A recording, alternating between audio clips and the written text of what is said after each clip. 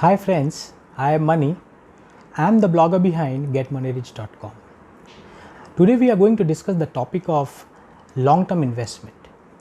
We are going to see what is the concept of long-term investment and how we as a small investor can use long-term investment to maximize our returns by taking minimum risk.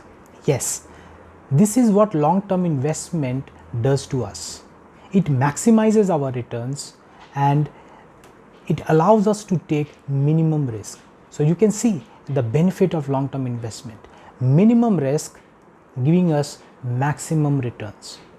And as a small investor, as a common man, this is what we want to do with our investment. We don't want to take a lot of risks, but we want to get at least a reasonable return.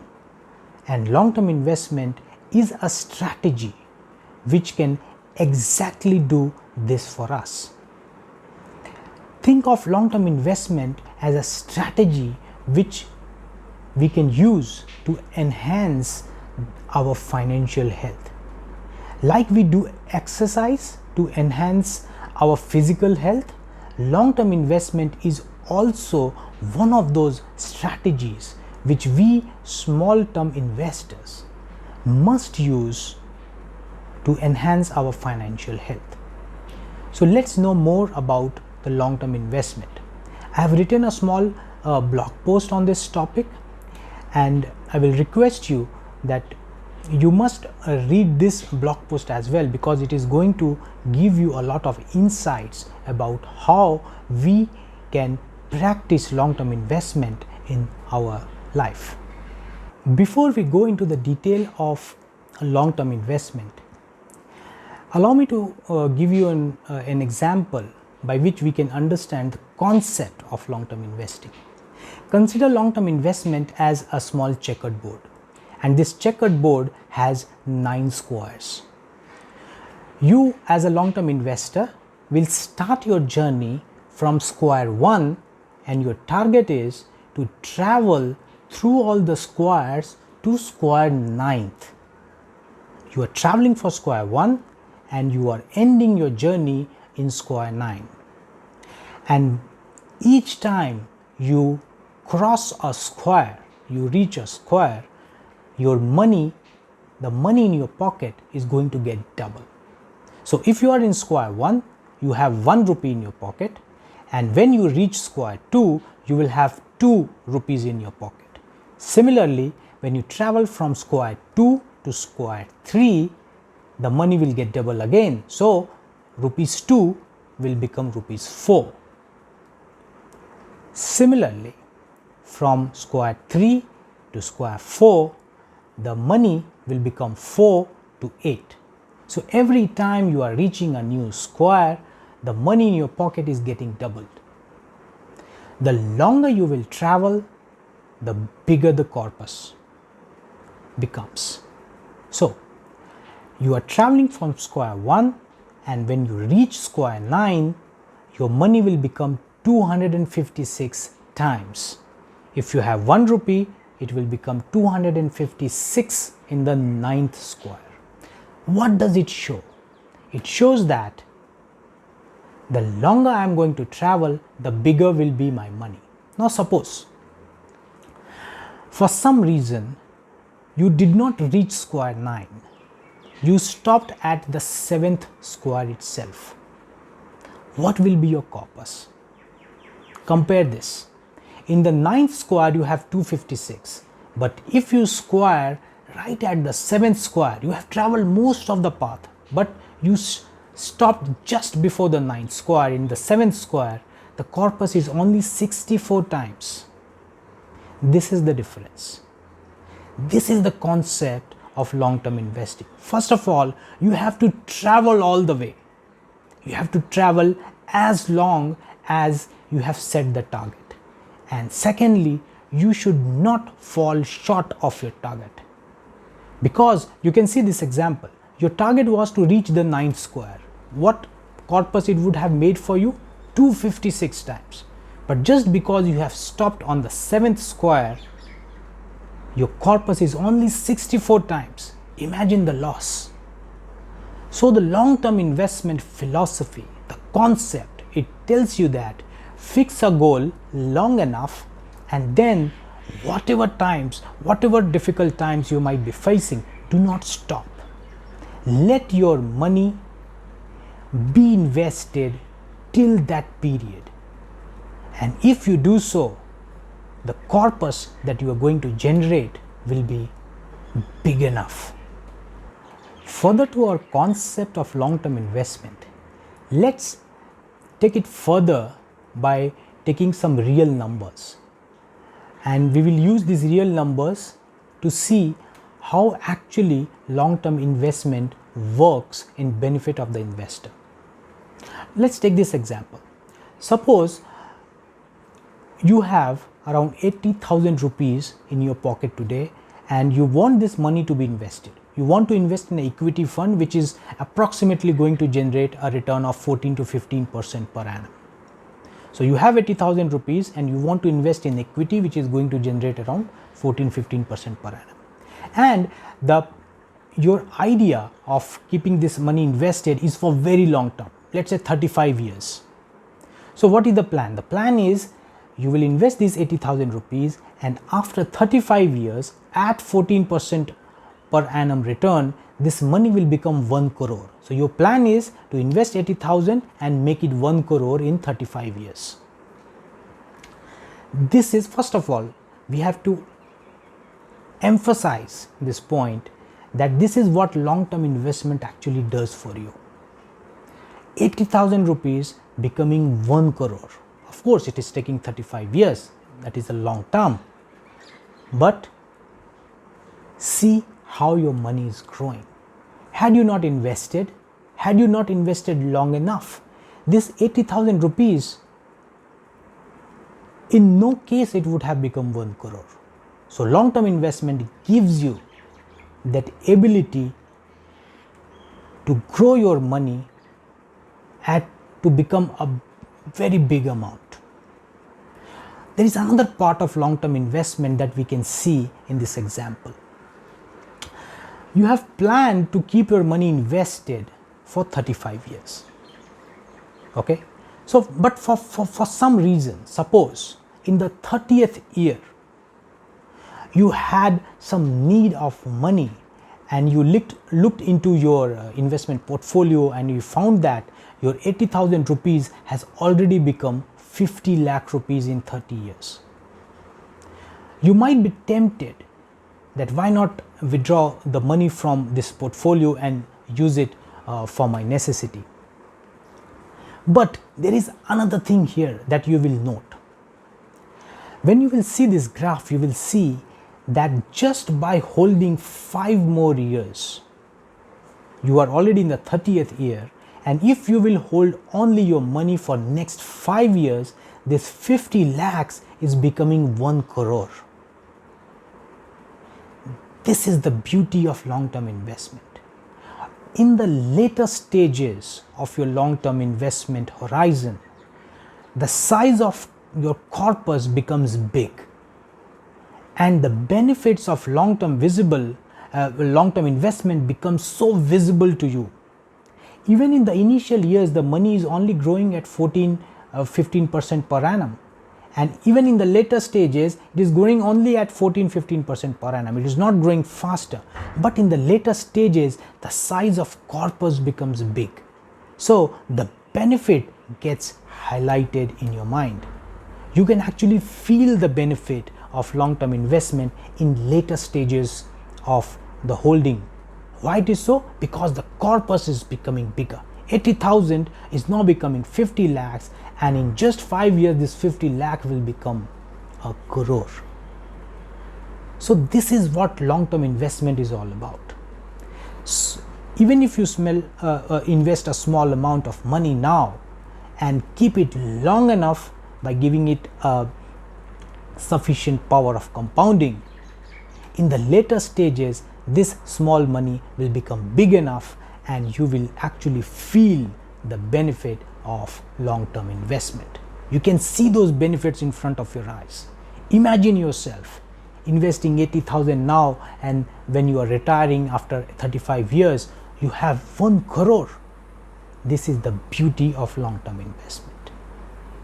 So now we have understood that what is the concept of long-term investment and how a long-term investment can impact our invested corpus if we hold it for a sufficiently long time. So now we are ready to know that how we should actually practice long-term investment.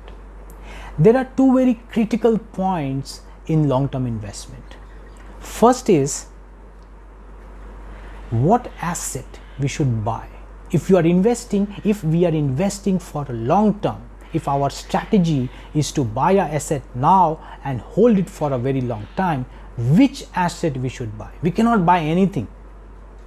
If we have to really see the impact of long-term investment strategy, we have to buy a certain kind of assets. So which asset we should buy? Number 1. Number 2, how long we should hold. So these are the 2 critical questions that we must answer before we implement our strategy of long-term investment. So what type of asset we should buy? First of all, when we are investing for long term, what is the benefit this long-term investment gives us? When we are staying invested for long term, what this thing does for us is it converts even a riskier investment option into a more non-risky asset. Let me explain you. We know that equity means stocks or equity mutual funds. These are risky. Why they are risky? Because in short term their prices are very volatile. But these assets are risky in short term. But if we hold these assets, quality assets, good stocks, a good mutual fund, if we hold these mutual funds for a sufficiently long time, these same price volatility that we face in short term, we will not see in the future. We will not see if we hold it for long term.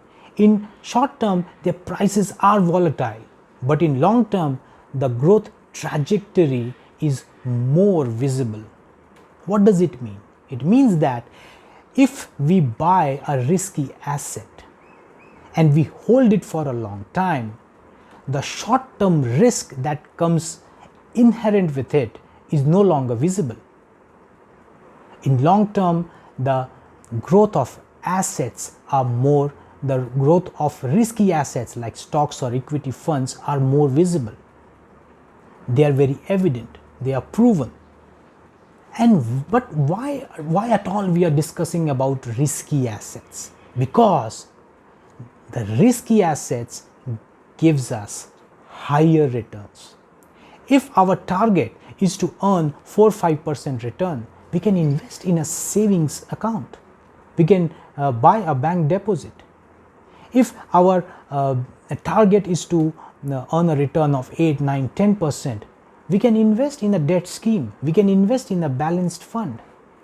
But if we want to invest with a higher returns in our mind, and when I say higher returns, maybe higher returns like 15-20%, then in that case we don't have any other option. For a common man, the option is equity. So we want to earn higher returns, we are going to invest in equity which is risky. So how we should manage this risk? We should buy equity and stay invested for a long term. This is number 1. Number 2, how long we should stay invested? 3 years is enough, 5 years is enough, 10 years is enough. What should be the long term in case of equity? According to me personally, what I practice for my investment, I can tell you. Over the past few years, and when I say past few years, it's almost a decade now, I have experienced that when I am investing in equity, if I have bought a very good quality, suppose a stock, which is fundamentally strong stock, and I have bought it at a really good price. And when I say good price, it means market price below the intrinsic value. So when I buy a quality asset at an undervalued price, for these kinds of asset, even a 3-year holding time is more than enough. But every time you will not get undervalued quality stocks available for investing. So what we do, we invest indirectly in equity through mutual funds. And in mutual funds, we cannot actually time the market. So what we do, what I generally do, that I invest in an index fund. And when I invest in an index fund, I make sure that I do not invest in an index fund when the index is already at the peak. I allow the index fund to come down, and because I cannot target any particular stock when I invest in index fund, so whenever the index is down, I buy the index fund, and the index is already very well diversified. So when I'm investing in equity through a mutual fund which is already has a very diversified portfolio, for such a fund I have experienced that a 7 years or 7+ years holding time is good enough. What I mean by good enough, when I invest in an index fund, remember, I'm not investing in an index fund when the index is already at its peak. I'm investing when the index is falling, when the index has corrected a small bit. So I bought this index fund, and in this scenario, and when I hold such units for 7-10 years, the returns that these funds can give is around 12-15%. Easily, you will not have problems. So you can see how easy the investing becomes when I practice long-term investing. Just buy an index fund which is not at its peak and simply hold it for 7-10 years. You will get a compounding of 12-15%. It's amazing. Are you taking any risk? No, virtually nothing. This index will grow. Imagine in 2008 when our Sensex started crashing, it was at 20,000 levels. At that time, the Sensex crashed and it went to around 9,000 levels. At that time, had anyone thought that in next 10 years the same Sensex, which was once at 20,000, crashed to 8,000, will reach 40,000 levels? No. So whenever the index is crashing,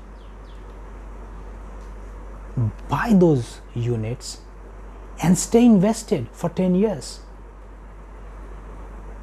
Now, talking about how long should be our holding time when we are talking about long-term investment. In my blog post, I have given some analysis of what is the probability of making a loss with different holding time horizons. I have taken 3 examples. I have taken a holding time of 1 year. What will be the probability of losing money if I hold money only for 1 year? Second example is the holding time is 3 years. So in 3 years, what is the probability that we will lose money if we hold the money for 3 years? And the third example is with the holding time of 5 years, and in 5-year holding time, I have shown what is the probability that investor will lose money if he holds investment for 5 years. So you can see with 1 year time horizon, the probability of losing money is very high. And if we hold the investment for at least 5 years, this same probability which was high for 1 year becomes so low when we hold for 5 years. So as the longer we hold our investment, the lesser is the risk of making a loss. So I have quantified these numbers in my blog. I will suggest you to read my blog. I have left the link in the description below.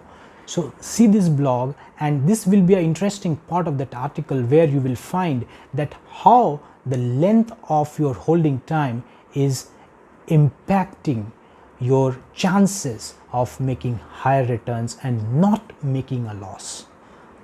The longer you will hold, there will be less chance that you will make negative returns, and the chances of making positive and bigger returns is enhanced when you hold the investment long enough. Thanks for watching this video. I hope you liked it. Please subscribe to my YouTube channel so that whenever I post a new video, you will get a notification. Thanks a lot. Thanks for watching.